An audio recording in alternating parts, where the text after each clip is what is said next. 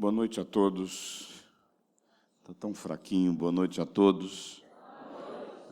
A graça e a paz.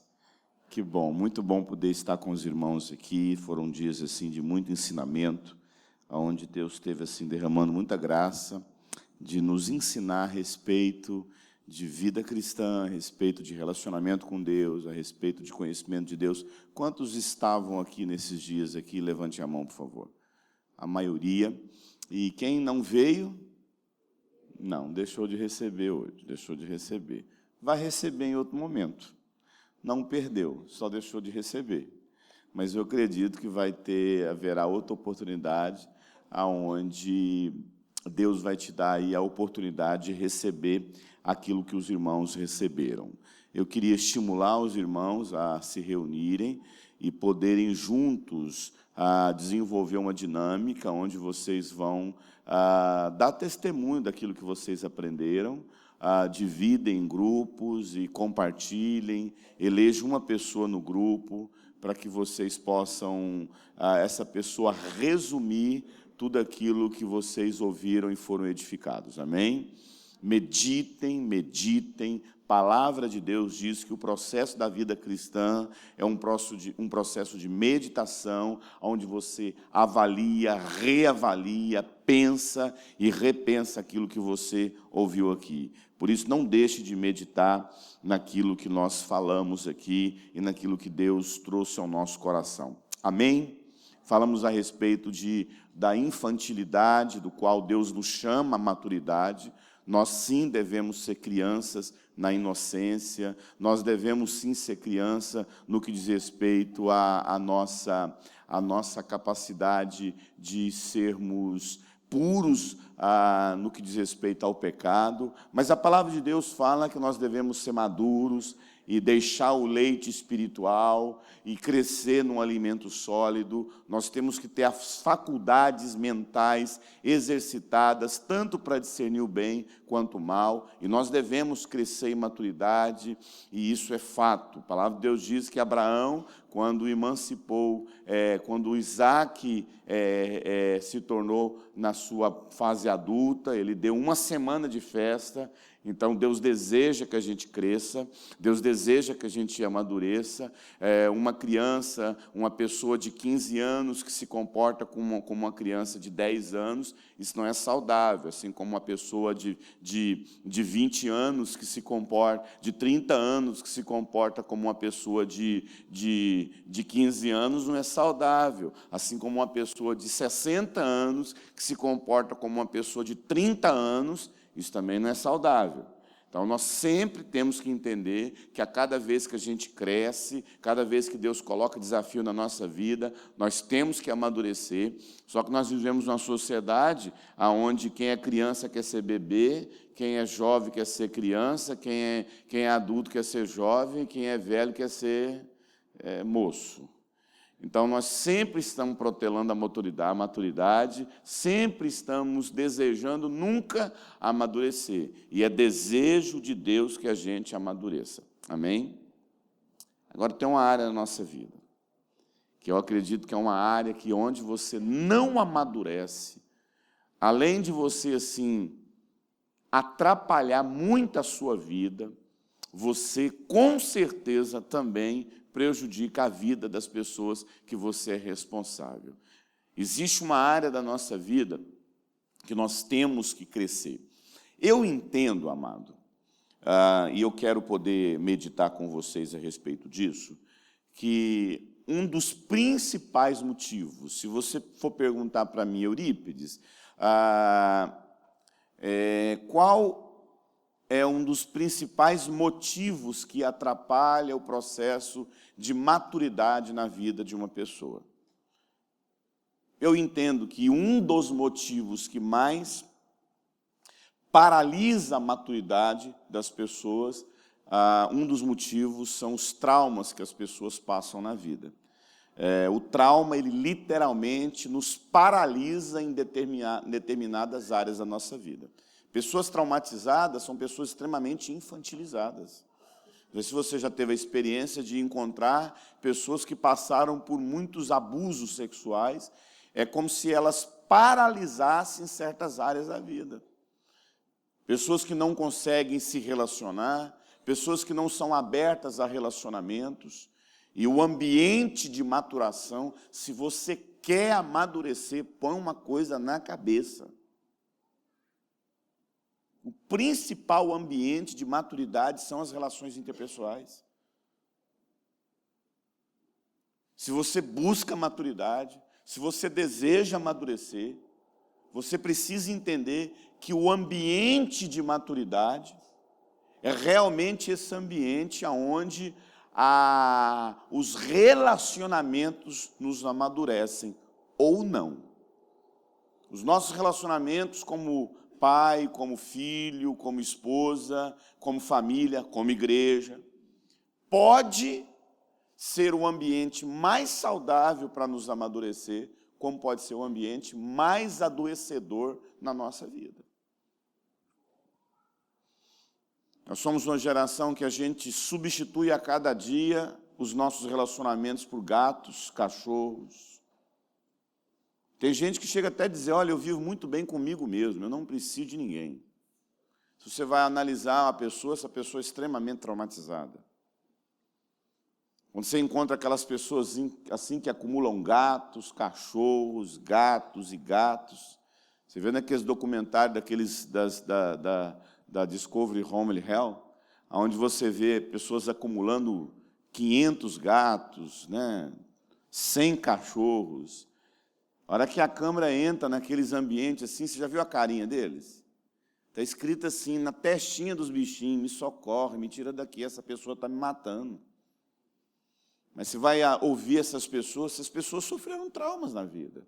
Geralmente são pessoas que foram traídas, perderam um filho num acidente, numa catástrofe, numa doença. E aí, para que elas não... para maquiar o trauma, elas tentam disfarçar isso cuidando de um bicho, para tentar substituir o relacionamento interpessoal com pessoas. Então, você vai encontrar pessoas traumatizadas em várias áreas da vida. E esses traumas, assim, eles produzem profundas sequelas na vida das pessoas. Sequelas de isolamento, sequelas de raiva, ira, depressão. Pessoas que têm uma dificuldade enorme de crescer, inteligência. Pessoas que não conseguem alcançar uma carreira profissional. Pessoas que não conseguem se casar.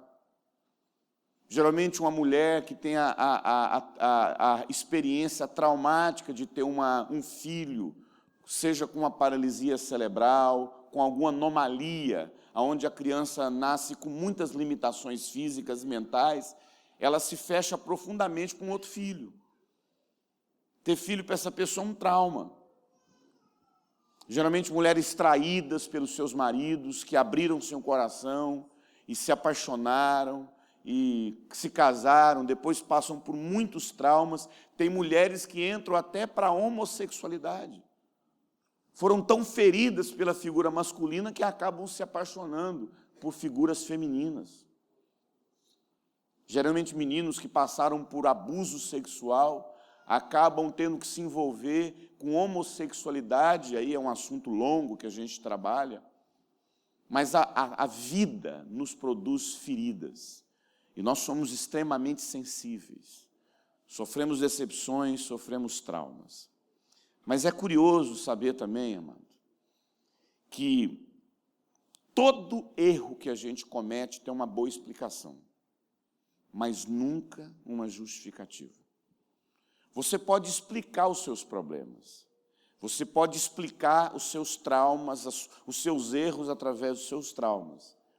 Mas a partir do momento que você conhece a verdade do Evangelho, a partir do momento que você entende que existe o Espírito Santo que nos cura, a Palavra de Deus que nos lava, a partir do momento que você entende que a Palavra de Deus é água que lava a nossa personalidade, o nosso temperamento, o nosso caráter, a partir do momento que você sabe que tem o sangue de Jesus que purifica de todos os seus pecados, a partir do momento que você tem o Espírito Santo que te guia a toda a verdade, Você precisa tomar posturas contra aquilo que você foi machucado, ferido, e até tradições que você foi levado a viver na sua vida, e às vezes você quase que automaticamente acaba tomando certas posturas.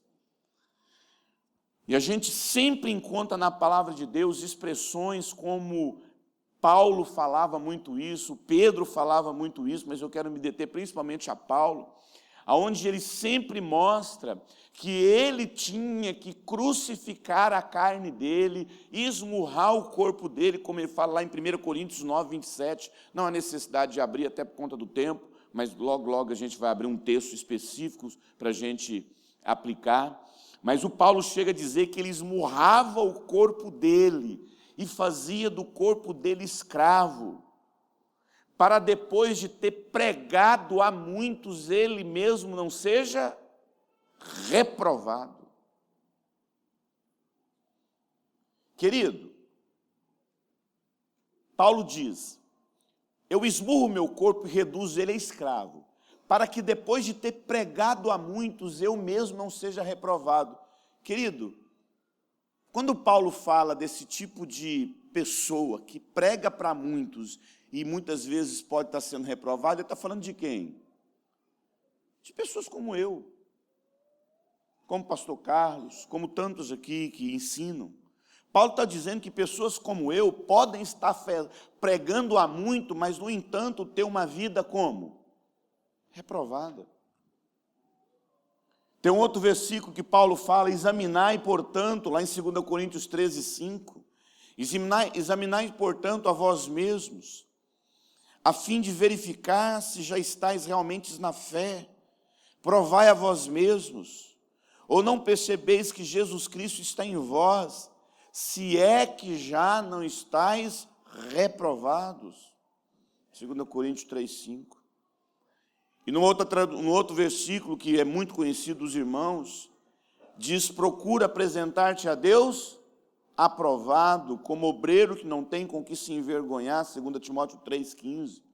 Amado, qual é a palavra que você percebe praticamente em todos esses 3 versículos? O conceito de aprovação.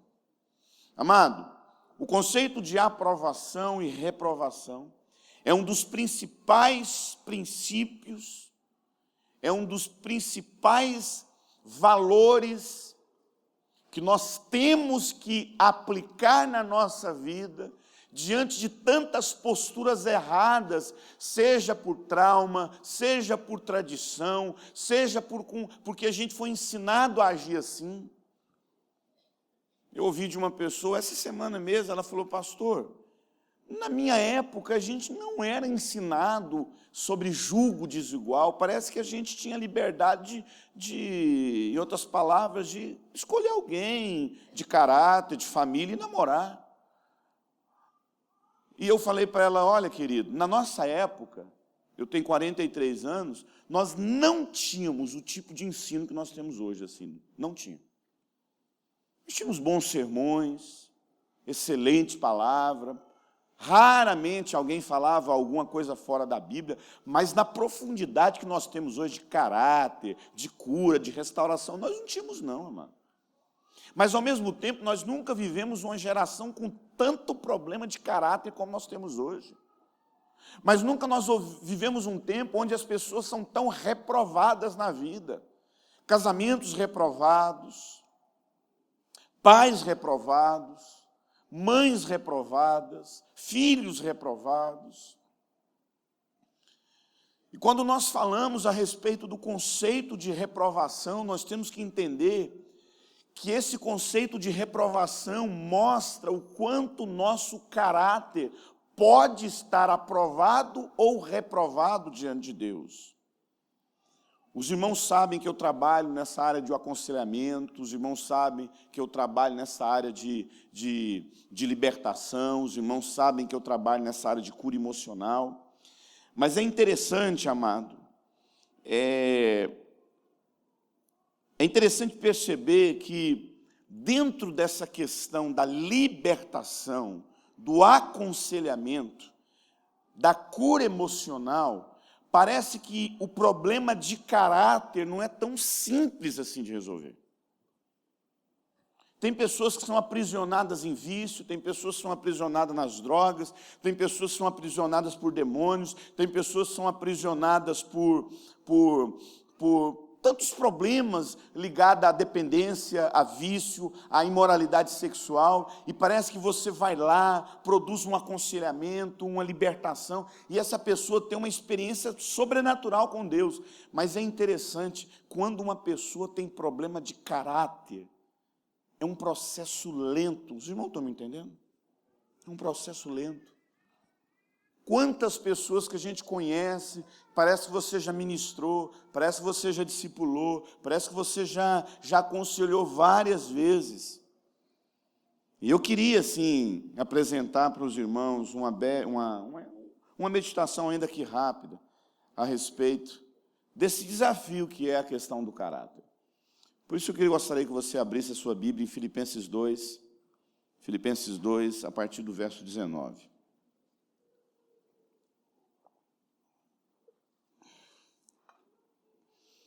Abra sua Bíblia em Filipenses 2, a partir do verso 19, eu vou ler numa linguagem NVI. Ora, o texto sagrado diz o seguinte: espero no Senhor Jesus Cristo enviar-lhes a Timóteo brevemente, Paulo falando para os Filipos, para a igreja de Filipenses,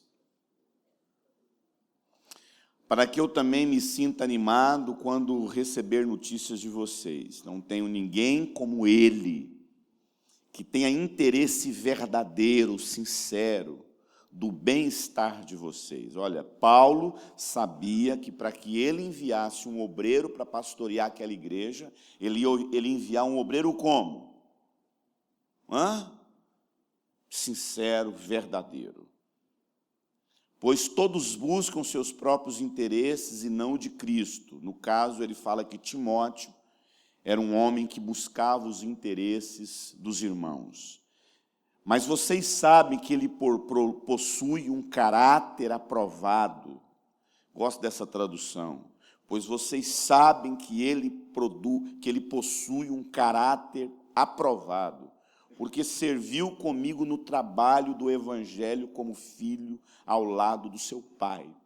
Paulo entendia que para que ele enviasse alguém para trabalhar naquela congregação, era necessário uma pessoa aprovada. Amado, o que é uma pessoa aprovada? É uma pessoa que passou por uma prova, passou por um exame e foi o quê? Aprovado. Paulo entendia que Timóteo se tratava de uma pessoa de caráter aprovado. Paulo sabia que para que a igreja fosse cuidada, ele precisaria enviar uma pessoa aprovada. Amado, eu falo isso com muita tristeza no coração. E não há nem necessidade dos irmãos levantar a mão e perguntar se vocês conhecem igrejas, ministérios, que você chega a perguntar para você mesmo: meu Deus, como é que alguém colocou uma pessoa dessa para liderar uma igreja? Sim ou não? Gente com caráter reprovado, amado. Pessoas assim que eles não têm moral diante de Deus para pastorear uma igreja, para aconselhar casais. Nós temos que entender, amado, que em se tratando da igreja, é aquilo que nós vemos nas Escrituras Sagradas: maldito aquele que faz a obra do Senhor como? Relaxadamente. Nós não podemos, amado, de qualquer jeito pastorear uma igreja, conduzir um ministério, aconselhar pessoas. O líder, amado, não é aquele que é irrepreensível, no sentido assim, irrepreensível não, de infalível. O líder não é aquela pessoa que não erra, não estou dizendo isso, mas eu estou dizendo que nós temos que ter pelo menos um caráter aprovado. A gente comete erros, a gente toma decisões erradas, sim ou não? Às vezes você vai aconselhar uma pessoa, aí você precipitadamente olha só um lado, E aí você vai lá, toma as dores das pessoas. E aí quando você vai lá, vai analisar o problema, você já tomou decisões erradas sem olhar do outro lado, você fica mal na história. Às vezes você está ouvindo uma pessoa e você está com medo de julgar essa pessoa. Com medo de julgar. Alguém vai lá e fala, olha, sabe fulano está fazendo isso, isso, isso e isso. Aí você ouve. Aí você vai procurar uma pessoa madura da sua relação. Sabe fulano?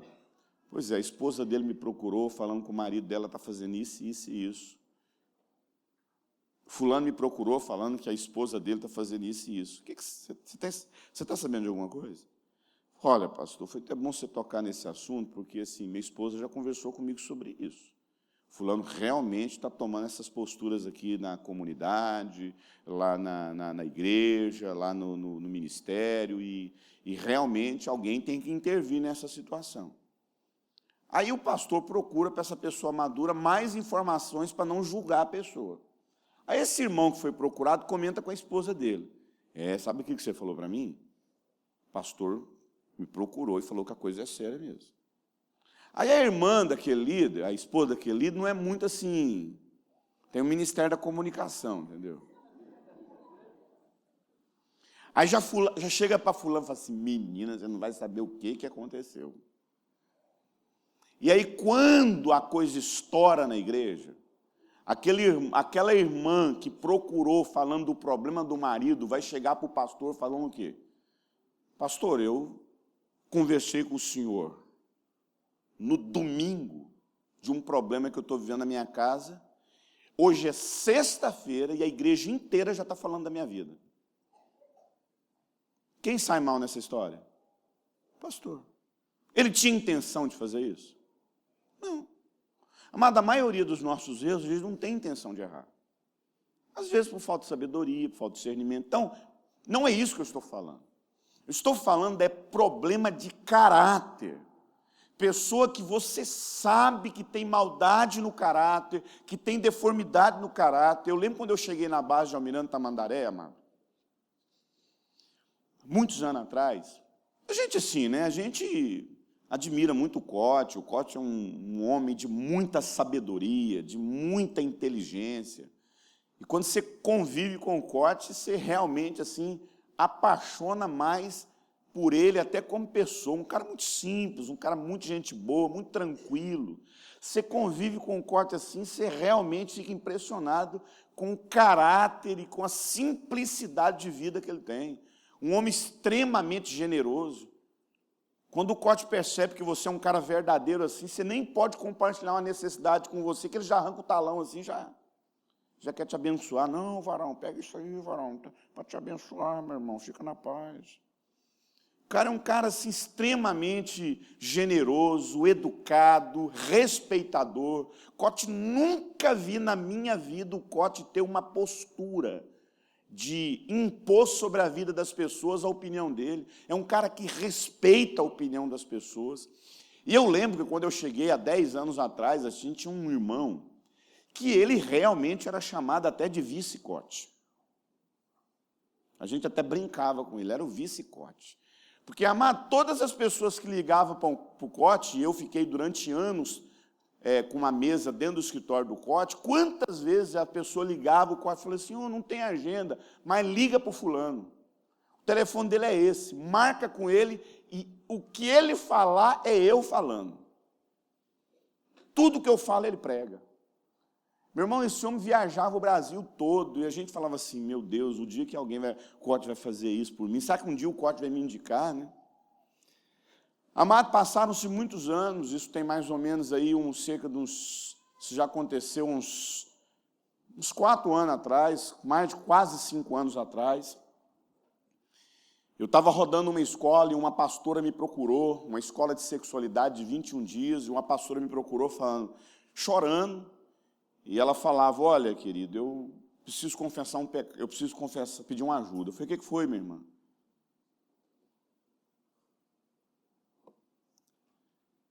Eu fui agarrada e quase estuprada por um líder de vocês. Amado, eu fiquei assustado. Falei, o quê? Peguei ela imediatamente, levei ela na sala do corte. Falei, corte, essa pastora aqui está falando isso, isso e isso. Querido, era esse irmão. Esse irmão, ele teve uma oportunidade, amado, que nenhuma pessoa naquela base teve. Ele saía pelas igrejas, e eu mostro o meu WhatsApp para vocês. A quantidade de pessoas adoecidas, com problemas no casamento, há 2 anos sem ter relação sexual com o marido, e que me pedem conselho. E eu sei até onde eu posso ir com essas pessoas. Eu nunca passo além de palavras breves, frases rápidas. Sei muito bem que é um terreno perigosíssimo. Se eu estou numa igreja como essa, eu trabalho isso no módulo 2, e uma irmã me procura falando um problema muito sério, eu jamais marco com ela numa sala da igreja para conversar, ou até mesmo no intervalo de uma pregação, ela ir numa lanchonete para a gente ter um momento mais íntimo. Geralmente eu faço isso com homens, mas mulheres eu não faço. Porque eu sou santo? Não. Porque eu coloco limite em mim mesmo. Porque eu sou o cara que sou blindado? Não, muito pelo contrário. Eu coloco limite em mim mesmo. E esse irmão, amado, ele, sempre quando alguém procurava ele desenvolvia assim, umas relações mais íntimas com as pessoas pelo telefone. Por fim, quando ia pregar na cidade, ele encontrava com essas pessoas e acabava se envolvendo na imoralidade com essas pessoas. Querido, o corte foi espremer essa ferida, querido. Você não tem noção do rastro que esse irmão estava deixando nas igrejas do Brasil, de tanto pecado envolvendo com as irmãs fracas moralmente nas igrejas. Querido, o corte espremeu essa ferida, esse irmão espirrou, não quis submeter aos processos. E, infelizmente, amado, a história desse irmão mostra uma pessoa que, mesmo tendo uma oportunidade de Deus na vida, que talvez muitos desejariam, ele não era uma pessoa com caráter aprovado para poder responder à altura do que Deus estava pedindo para ele. Eu não estou aqui para lançar pedra em ninguém. A minha intenção nessa ministração é levar cada um de nós a trazer uma reflexão de como anda o nosso caráter. E que nós tenhamos, assim, um santo temor para olhar para nós mesmos e encarar os nossos problemas de caráter. E quando eu falo de caráter, amado, eu não estou falando apenas de líder espiritual, mesmo citando um líder espiritual. Mas eu quero falar de um pai de família, de um patrão numa empresa, de um gerente de uma loja, de um filho. Porque, querendo ou não, amado, mesmo que você entenda, aceite ou não, todos nós aqui, de uma forma ou de outra, influenciamos ou lideramos algum processo, alguma pessoa ou alguma coisa. E a maneira como nós lideramos essas pessoas é o nosso caráter que fica impresso na maneira como nós lideramos.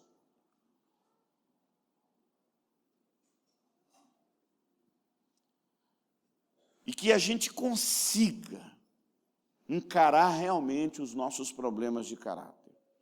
Albert Einstein, ele falou o seguinte: o inteligente aprende com os seus erros, o sábio aprende com os erros das pessoas. Então, eu, citando o problema desse irmão, a debilidade de caráter desse irmão, eu gostaria que você pudesse olhar para você e aprender com os erros das pessoas. Pecados, escândalos, quedas, até quando um caráter deformado está por trás disso?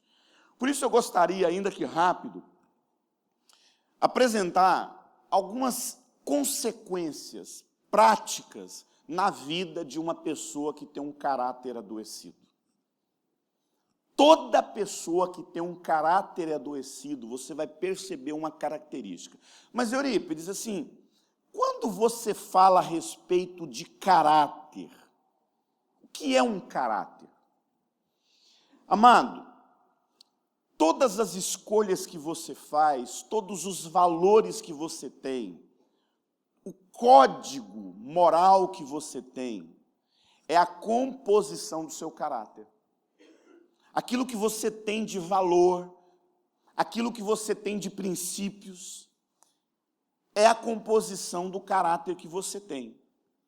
E as escolhas que você faz na vida está diretamente ligada com o caráter que você tem.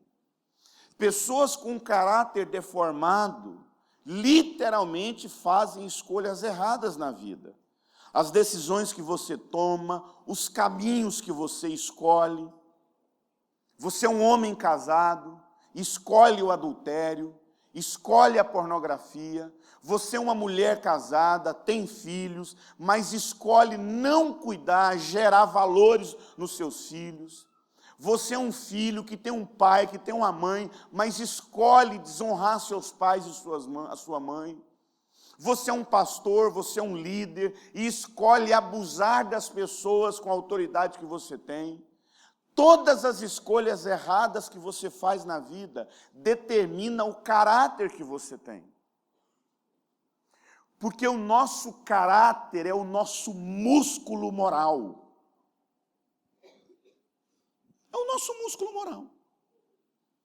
Então, todos nós temos fraquezas, todos nós temos lutas e todos nós temos tentações, sim ou não?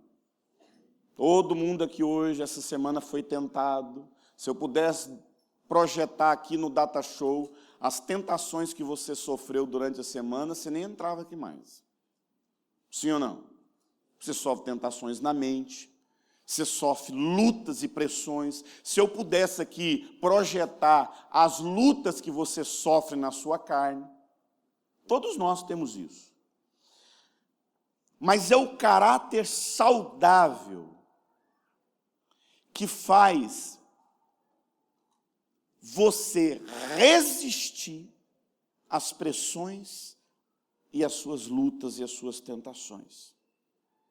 Então, a primeira pergunta que eu tenho para fazer nessa noite: o que te pressiona? O que te tenta?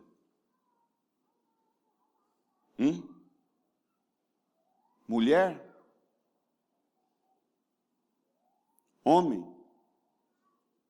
Dinheiro? Fama? Honra? Necessidade de ser afirmado, aplaudido? Necessidade de provar alguma coisa? É a rejeição que te pressiona? É o poder que te pressiona? Pois bem, amado, todas as vezes que você é pressionado ou tentado e você tem problema de caráter, você cede. Você cede. Porque o caráter é o nosso músculo, é a nossa força. Quanto mais fraco no caráter nós somos, mais vulneráveis às quedas nós nos tornamos. E nós somos constantemente pressionados por todos os lados. Todos os lados. Eu lembro, lá na nossa base de Almirante Tamandaré, tinha um líder lá, assim, homem de Deus. Alguém um dia me disse: eu nunca vi um discipulador como esse. Ele era meu vizinho. Um homem assim que tinha um chamado maravilhoso, amado, maravilhoso, uma esposa, 2 filhas lindas. E um dia, querido, esse homem foi assim, teve um chamado para ser missionário em Portugal com a família. A esposa entendeu, os 2 receberam um chamado junto. Eles já eram obreiros na base assim, já uns 8 anos. E aí um dia, eles eram líderes, eles foram chamados para ser missionário em Portugal. E na Jocum nós não temos salário. E ele começou a viajar pelo Brasil para levantar, se eu não me engano, na época, eram uns 30 mil reais para ele chegar com a família em Portugal, alugar uma casa, viver durante 1 ano no projeto dele com esse dinheiro. E aí algum problema aconteceu lá e ele não conseguiu visto. Mas ele já estava um bom tempo levantando esse dinheiro, ele já tinha mais ou menos aí uns quase 30 mil reais. Amado. Querido, esse homem assim, ele pegou aquele dinheiro, estava guardado na conta lá, e quando o visto dele não saiu, ele ficou muito triste, muito magoado. E ele pegou aquele dinheiro, na cabeça dele, ele ia multiplicar aquele dinheiro. Então ele deu uma ida lá o dólar estava barato, ele deu uma ida lá no Paraguai. Comprou um monte de coisas, comprou uns pneus, comprou umas rodas de carro, comprou uns eletrônicos, que ele falou que agora ia multiplicar esse dinheiro até o visto dele ser liberado de novo, até a papelada. Amado, você não tem noção o que aconteceu com a vida desse cara em pegar um dinheiro que não era dele, que ele levantou na igreja. Você sabe o que aconteceu, amado? Esse cara perdeu a esposa, perdeu os filhos, perdeu o casamento, perdeu o ministério, perdeu o chamado. Eu lembro que ele ia botar fogo na casa dele, de tão ruim que a condição de vida dele se tornou, porque à medida que ele começou a negociar dinheiro, ele começou a comprar droga. Você acha que a da Jocum não tem esses escândalos? Você acha que nós na Jocum não tem nossos podres? Amado, a gente tentou resgatar essa família de todos os jeitos. Amado, acabou com esse... Ele abandonou a esposa, abandonou as filhas. A esposa dele estava com uma menina de 2 meses, quando ele fugiu de casa, drogado, enfiado nas drogas. Ele foi provado? Foi provado? Foi pressionado? Mas ele tinha uma debilidade moral, que fez com que ele não falasse não, diante daquilo que poderia sucumbir à vida dele. Eu lembro que uma vez eu estava lá na base, aí tinha um lixão assim, eu achei a Bíblia dele no lixo. Peguei a Bíblia dele, limpei, guardei na minha casa, está lá até hoje, que eu quero encontrar ele e devolver a Bíblia para ele um dia. Um homem de Deus, amado. Como eu disse, uma pessoa uma vez me encontrou e falou assim, nós nunca tivemos um casal de discipulador igual fulano e Beltrano. Amado, o que acontece com as nossas vidas? Que nós sempre somos reprovados. Querido, eu não estou dizendo, como eu mesmo já disse, eu não estou dizendo que a gente não tenha problemas. Mas é o nosso caráter que vai determinar o nosso grau de aprovação e reprovação. O que acontece com uma pessoa com caráter deformado? O que a gente percebe que são as principais características de pessoas com caráter deformado? Primeira coisa, que toda pessoa com caráter deformado, a vida espiritual dele é uma mentira. Ele não tem uma vida espiritual frutífera. Ele finge. Ele até engana, ele até assim, porque é invisível isso. Porque a vida espiritual dele está paralisada. Porque a primeira coisa que uma pessoa que tem sérios problemas de caráter, o relacionamento dele é minado. E isso é forte, amado, porque muitas vezes um cara igual eu que prego, uma pessoa que lidera, uma pessoa que canta, toca, ela tem habilidades, ela tem talentos, ela tem dons, mas ela não tem caráter. Eu te pergunto, ela continua fazendo o que ela está fazendo? Continua. E ela consegue fazer exatamente o que ela fazia, entre aspas, quando ela tinha, assim, uma experiência até saudável com Deus? Faz. Querido, você não tem noção das inúmeras histórias de pessoas que eu conheço, que fazia cruzadas de milagre e pregava, no entanto, à noite estava tendo um caso homossexual com um colega que pregava com ele naquela noite. As inúmeras histórias de pessoas que pregou em vários lugares do Brasil, mas, no entanto, à noite cheirava pedra de crack. A vida de Sansão é uma prova disso. Uma pessoa com força, com habilidade, mas com uma debilidade de caráter assustadora, sim ou não? Significa que os seus talentos, a sua capacidade de comunicar, de falar, não necessariamente diz que você tem caráter.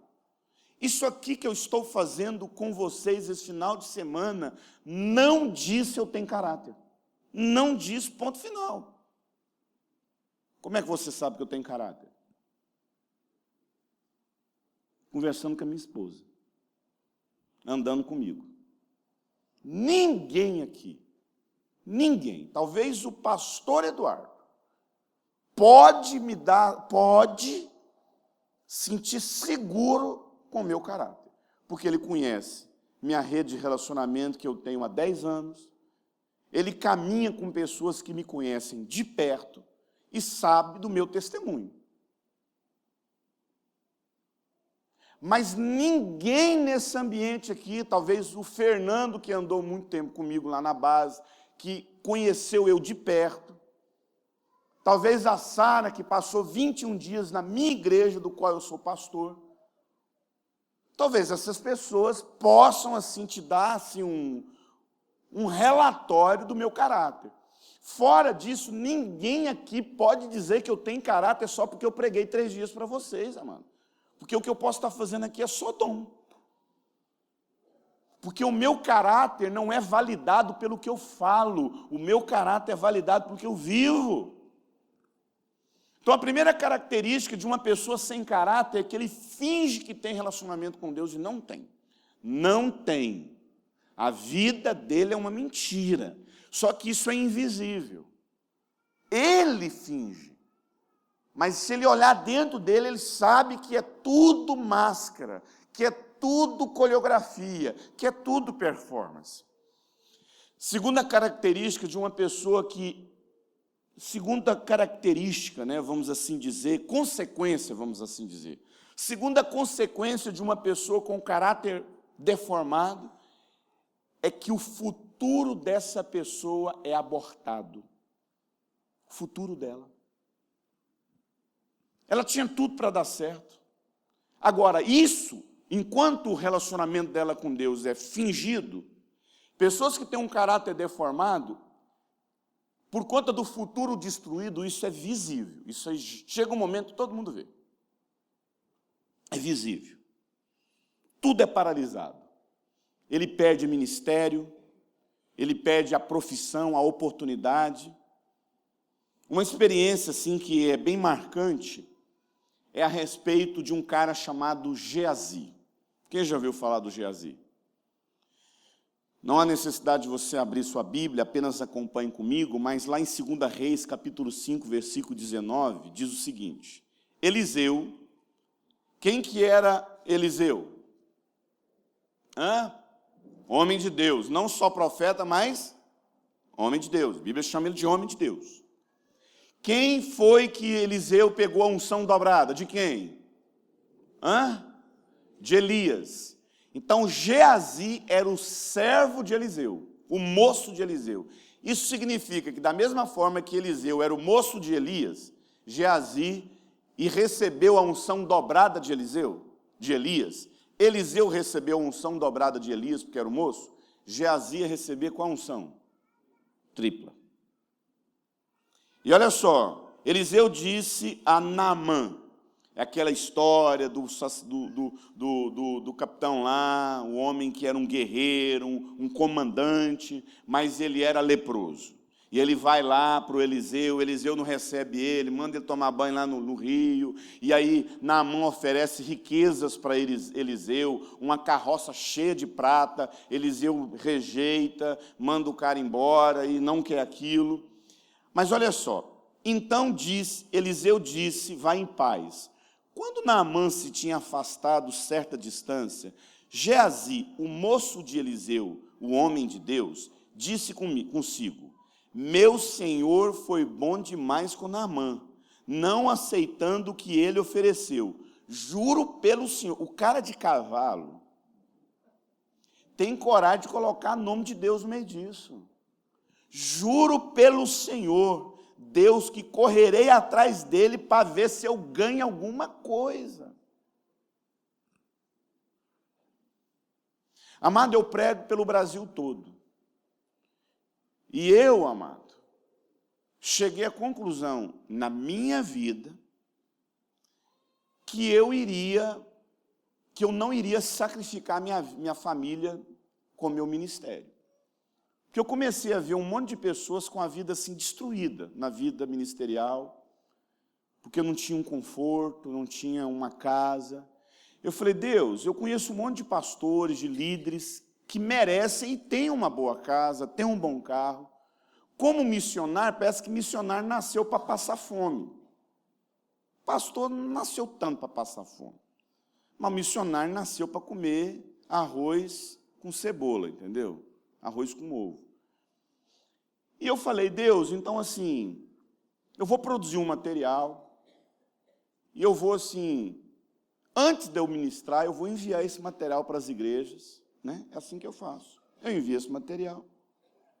E a igreja tem um compromisso de vender esse material antes de eu ir. Querido, mas presta atenção. Qualquer igreja que me chama para levar, para ministrar, e eu falo, pastor, você tem que vender 2 meses antes de eu ministrar para a sua igreja, eu envio 2 meses antes o meu material. Se esse pastor falar assim, pastor, minha congregação é de 30 membros, eu não tenho condições de vender esse material, eu tenho condições de fazer isso por você. Querido, não tem com o que se discutir. Eu apresento um teto.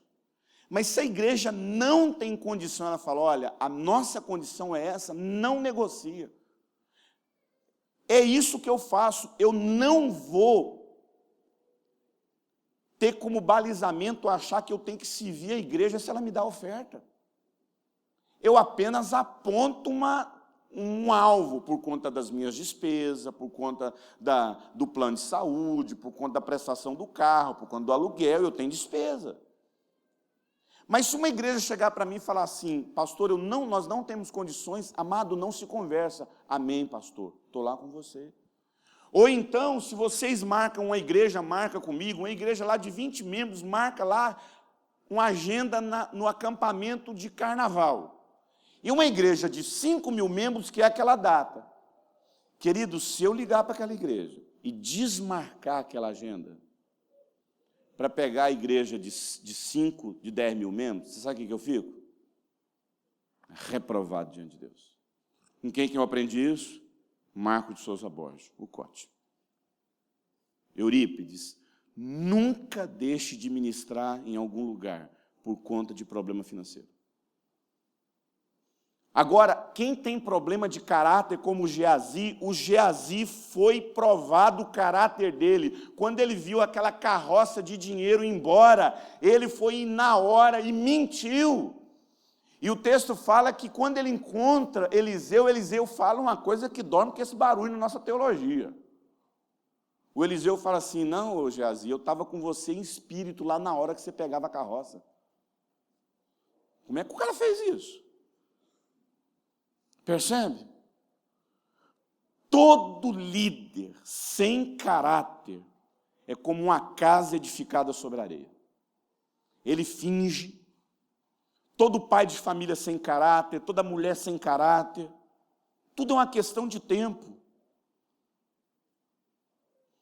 A falta de caráter é a aposentadoria precoce em ministério, em casamento, em oportunidades na vida.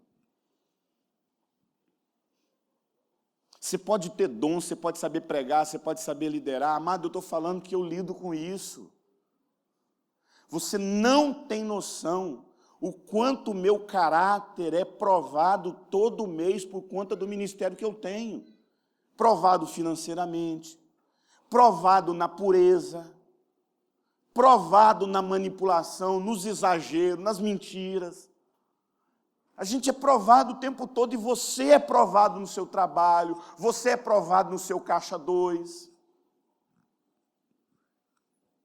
Você é provado no terço que você carrega no bolso. Aprendi essa piadinha agora com o pastor. Sabe o terço que você carrega no bolso? É o terço que fala? É um terço, né? É um terço do dinheiro que você desviou da sua empresa, da empresa que você trabalha. A gente é provada, mano. Quantas vezes você não foi colocado num nível melhor porque naquela área da sua vida você foi provado e foi reprovado? por conta de um caráter adoecido. Eurípides, o que eu tenho que fazer? Procura ajuda e fala: eu sou desonesto, eu sou mentiroso, eu sou impuro, eu tenho problema de caráter, e é por isso que eu não consigo avançar em Deus. Agora, você sabe qual que é o pior disso, pastores? Você sabe qual que é o pior disso, meus irmãos? É que a pessoa que tem um caráter reprovado, ele não atrapalha, não é só a vida dele, não, ele atrapalha a vida das pessoas. Olha só o que o texto de 2 Reis 27 5, 27 diz. Portanto, Eliseu falando para Geazi, portanto, a lepra de Naamã se apegará a ti e à sua descendência para sempre. Então saiu diante dele leproso, branco como a neve. Quem nessa história também foi ferido, machucado e adoecido? A família de Geazi. Olha aqui para mim. Sabe qual que é o problema da pessoa que tem debilidade de caráter? Ele atrapalha a família dele. Você acha que essa debilidade de caráter sua atrapalha só você, atrapalha seus discípulos, atrapalha sua família? Quantas mulheres estão carregando um fardo pesado por conta de um líder sem caráter?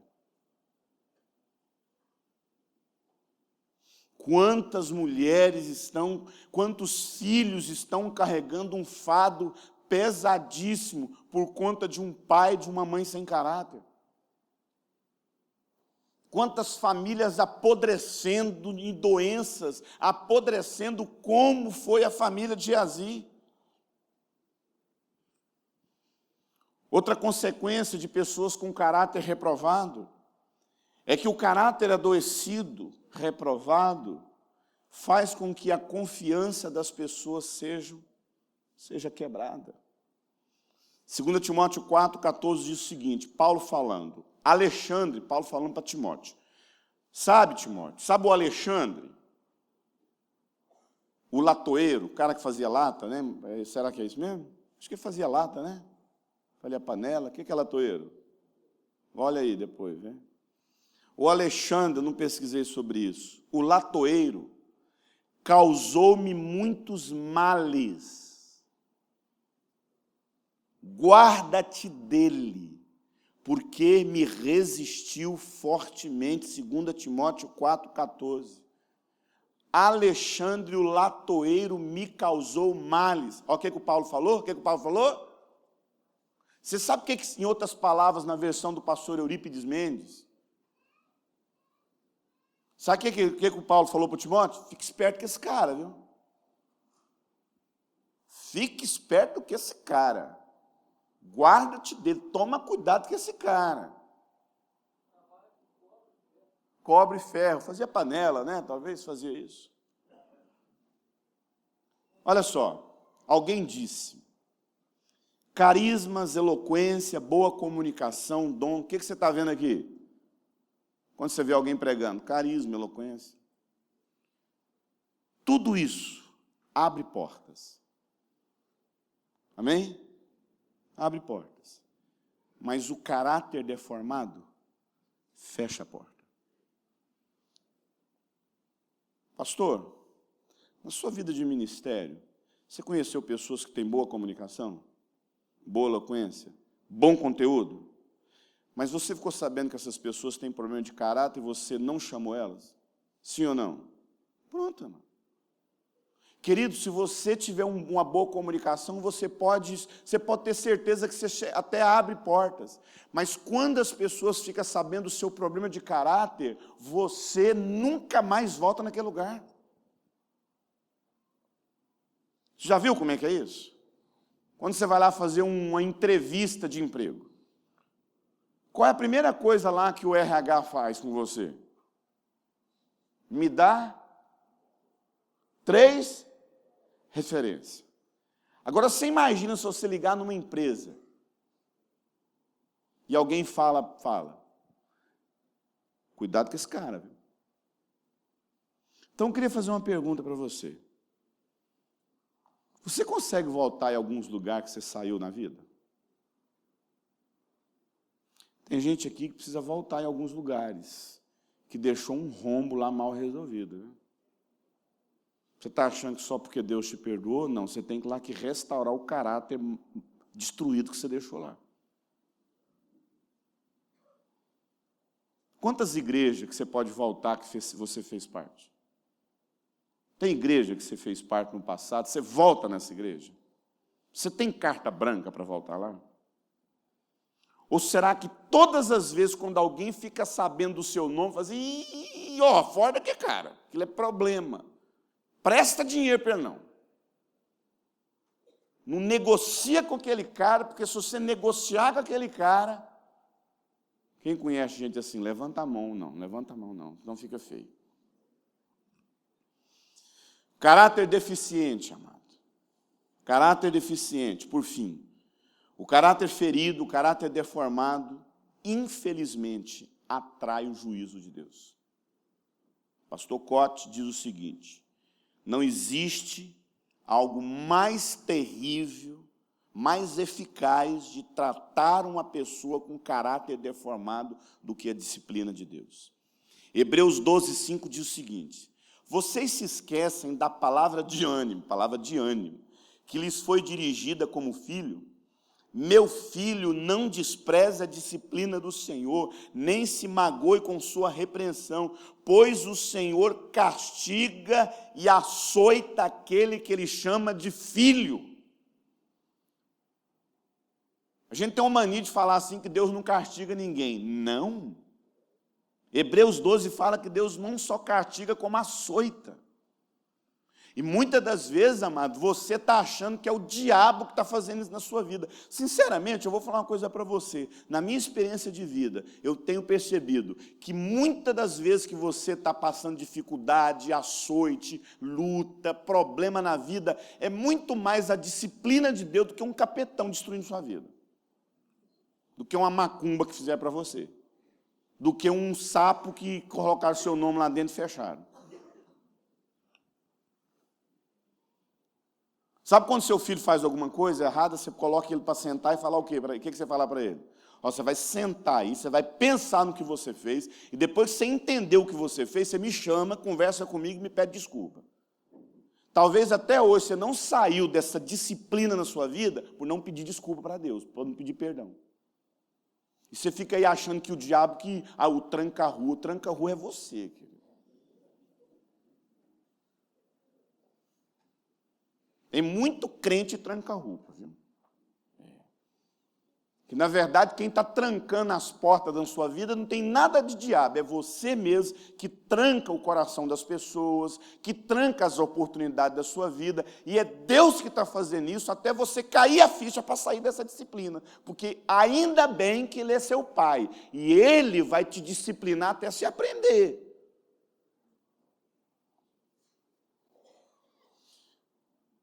E o pior disso não é só a disciplina, o pior disso é o juízo. Apocalipse 2:21 diz o seguinte, presta atenção. Eu dei tempo para que você se arrependa do seu pecado e da sua imoralidade. E você não quer se arrepender. Eu dei tempo. Sabe aquela pessoa que vai lá e comete uma imoralidade, adultera, vai para a homossexualidade, vai para mentira, vai para a fornicação, vai para a perversão sexual, vai para a pornografia. Aí ele vai e começa a abrir uma empresa, aí ele prospera. Ele vai lá e prega, o povo chora. Ele vai lá e canta uma música, as pessoas choram. Mas ele está com a vida totalmente torta. Aí ele acha que Deus está aprovando. Ele pensa que Deus está aprovando. Não, amado, sabe o que Deus está fazendo? Dando tempo. Deus está te dando tempo para você se arrepender. Já viu aquelas pessoas assim que quando você menos percebe aquele escândalo? Pois é, Deus deu tempo. Talvez tem coisa que Deus queria tratar na sua família. Talvez tem pecado que Deus quer tratar na sua igreja ali, só você, sua liderança. E aí quando a coisa explode, a cidade inteira fica sabendo, sabe por quê? Porque Deus deu todas as oportunidades para você mudar de vida. Olha só o que o texto fala. Eu dei tempo para que você se arrependesse, Apocalipse 2, 21. Mas ele não quis se arrepender. Por isso, vou fazer adoecer e te trarei sofrimento os que cometem adultério com você, a não ser que você se arrependa. Eu vou matar os seus filhos. Então, todas as pessoas saberão que eu sou o Senhor, que sonda os corações e retribuo cada um de acordo com as suas obras. Quem vai ficar sabendo do problema? Todo mundo. O nome disso é juízo de Deus. O nome disso. Olha aqui para mim. Não se engane. Presta atenção. Não se engane. Tem um momento que Deus vem para você. Tem um momento que Deus vem e fala: chega. Chega.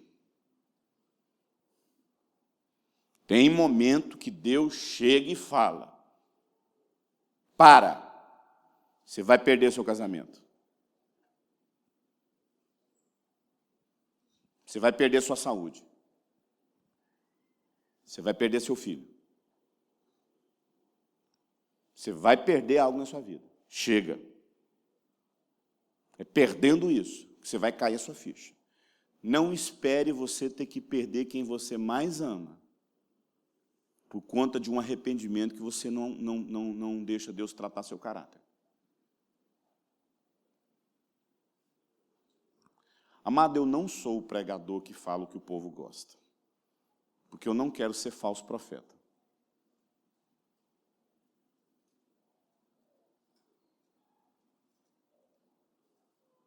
Tem pessoas, amado, que só vão voltar para Deus depois que elas comem comida de porco. Lembra lá do filho pródigo? Aqui comigo, ó. Lembra do filho pródigo? Você imagina se aquele menino não tivesse comido comida de porco, ele ia voltar para o pai dele?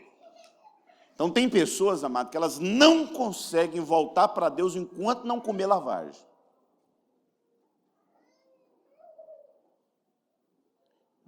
Não sei se já contei essa história para vocês, eu lembro uma vez, de uma família, que quando eu fiquei sabendo que ele estava dormindo na varanda da sogra, era um casal que a sogra colocou uma cortina separando a cama deles e eles dormiram lá na varanda da sogra. Meu Deus do céu.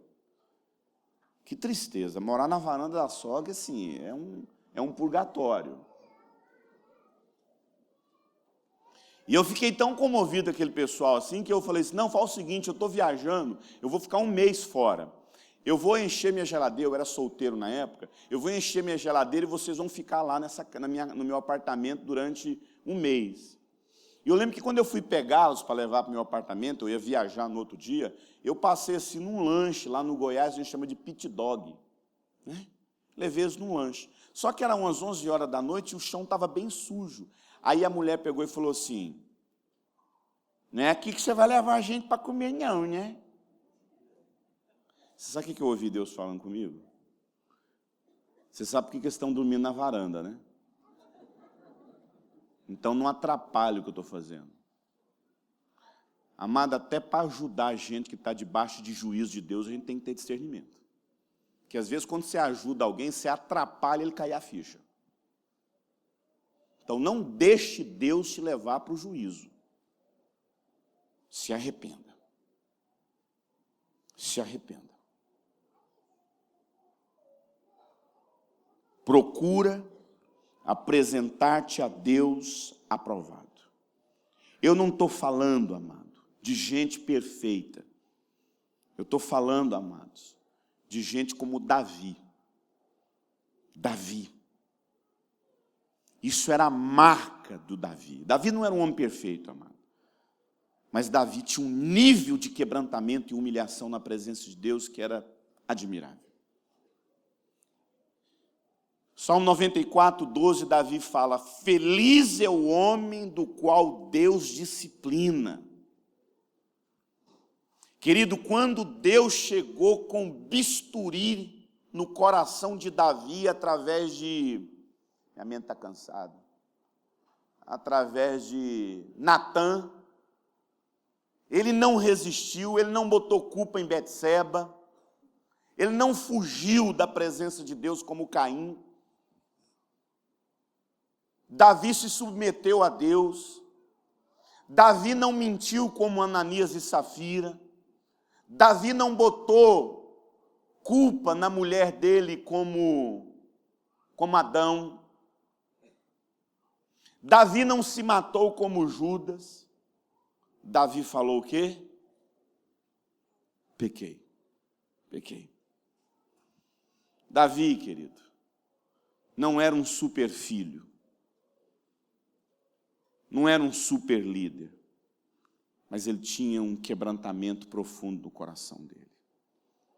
Eu gostaria que você agora, assim, se colocasse na presença de Deus. Pedisse Deus graça sobre sua vida nesse momento. E eu vou colocar um vídeo que eu queria mostrar para vocês. Eu sei que tem pessoas aqui que, infelizmente, têm, assim, brincado com a graça de Deus. Mas nesses dias aqui, Deus está te chamando a um nível de compromisso que você nunca teve com Deus, amado. Um nível de caráter aprovado, um nível de modelo de vida cristã, um nível de quando você se arrepende, você prontamente coloca seu coração diante de Deus. Eu queria chamar você agora a esse nível diante de Deus e falar: Deus, muda meu caráter. Eu gostaria que você agora rasgasse seu coração e perguntasse para Deus mesmo: Deus, o que o Senhor quer tratar na minha vida? O que realmente eu tenho, assim, fingido? Eu não sou essa pessoa que todo mundo acha que eu sou. Eu queria que você agora fizesse a sua oração aí. Falasse com Deus. Falasse com Deus. Deixasse Deus revelar o oculto do seu coração. Você rasgasse seu coração diante de Deus e perguntasse: Deus, o que o Senhor quer me tratar? Trata a minha vida. Trata meu caráter. Trata a minha vida, Pai. Se coloque diante do Deus que te ama, que deseja transformar o seu caráter.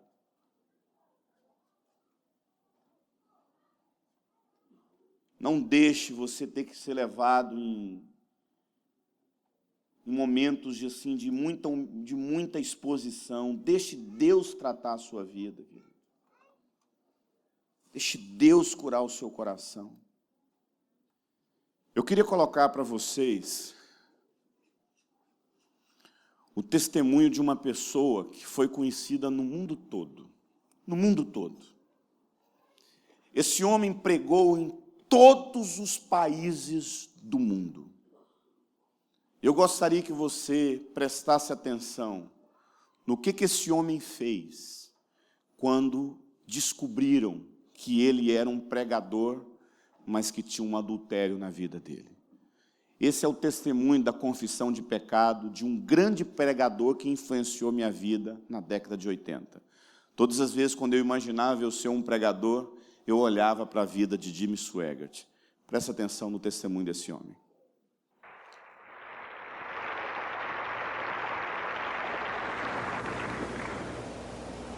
Meus companheiros, pastores e evangelistas da televisão,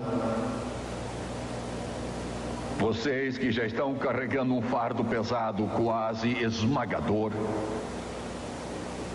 para continuar a contar a grande história do amor de Jesus, eu fiz seu fardo mais pesado e prejudiquei vocês.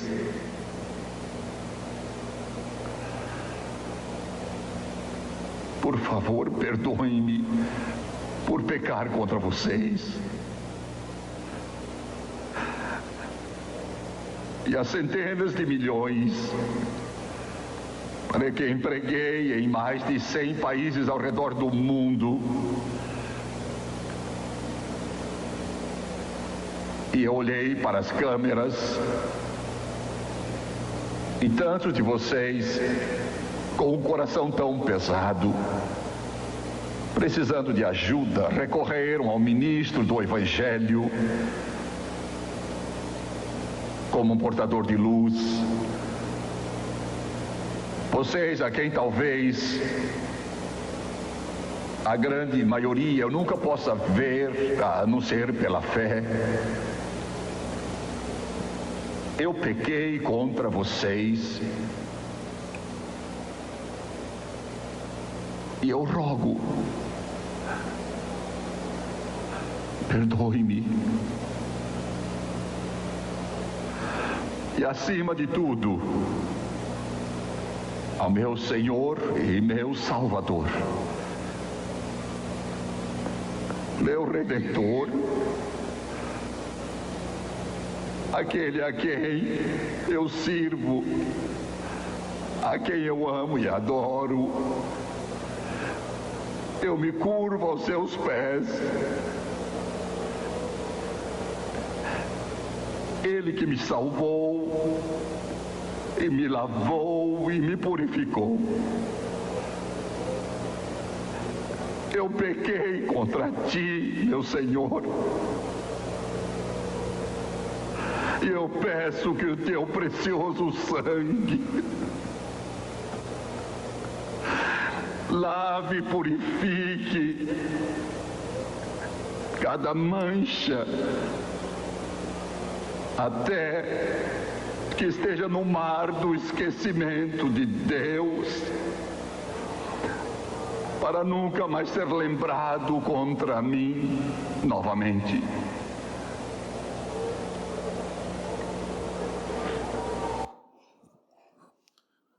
Obrigado.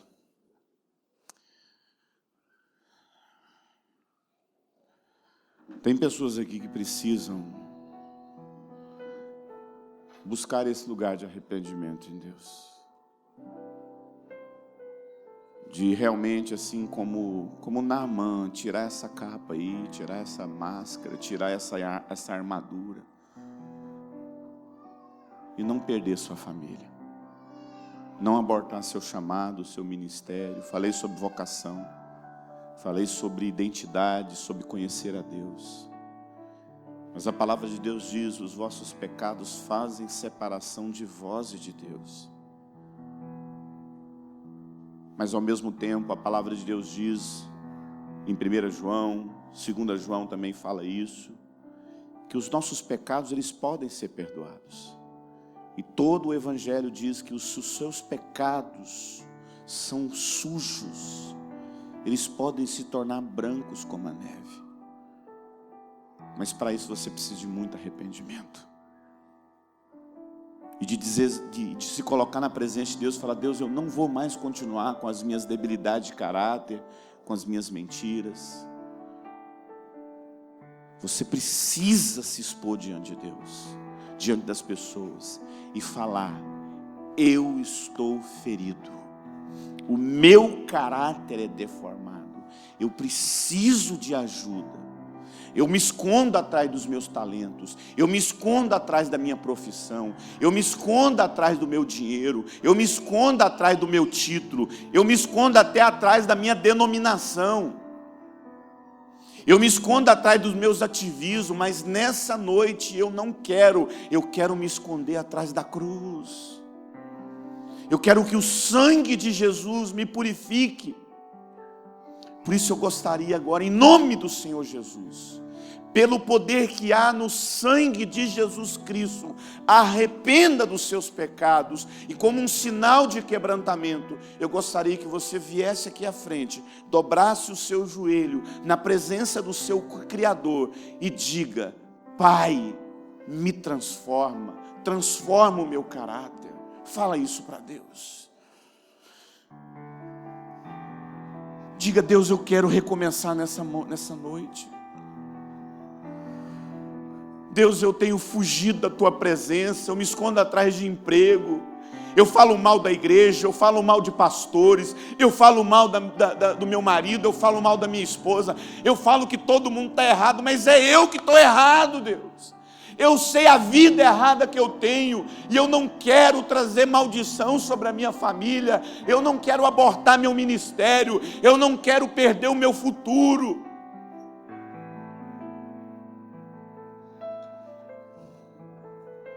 Diga isso para Deus. Diga para Deus: eu quero ser transformado, Senhor. Eu quero ser transformado. Diga para Deus: eu quero. Deus, eu quero o meu caráter transformado, eu quero a minha vida transformada.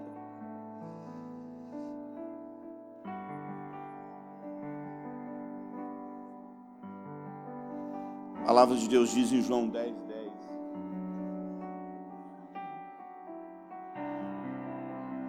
O ladrão veio para roubar, matar e destruir. Satanás veio para matar o seu futuro, destruir sua vida. Mas Cristo veio para te dar vida. E não é uma vida meia boca, não, é uma vida em abundância. Jeremias 29:11 diz: eu sei que pensamento tenho a vosso respeito, e são pensamentos de paz e não de mal, a fim de dar esperança em um futuro. Olha aqui para mim, olha aqui para mim, olha aqui para mim, amados. Deus tem um futuro para a sua vida. Então olha para mim aqui, em nome de Jesus. Olha para mim. Todos os seus pecados são perdoados. Todos os seus pecados são perdoados. Comece de novo. Comece de novo. Deixe Deus tratar o seu caráter. Submeta aos processos de Deus. Deixe você ser acompanhado, discipulado. As pessoas vão errar com você, e você vai ter que ter maturidade para perdoar essas pessoas e olhar para Cristo como modelo sobre a sua vida. Mas nessa noite, você começa uma caminhada de constância na presença do seu Criador. Amém? Eu fui uma pessoa de caráter reprovada. Eu perdi um relacionamento muito significativo na minha vida por conta do meu problema de caráter. Mas Deus me deu uma oportunidade, reconstruiu a minha história. E o mesmo Deus que me reconstruiu vai reconstruir sua vida. Mas diga para Ele agora: meu Senhor, transforma a minha vida, muda o meu caráter. Eu me arrependo, me transforma. Eu tiro as minhas máscaras. Eu recomeço nessa noite. Eu sei que vai ser difícil, mas o Senhor vai me ajudar. O Senhor me fará caminhar em novidade de vida. Eu me arrependo e eu recomeço nessa noite, em nome de Jesus. Olha aqui para mim. Vão e não pequem mais. Amém? Amém? Sejam perdoados em nome de Jesus.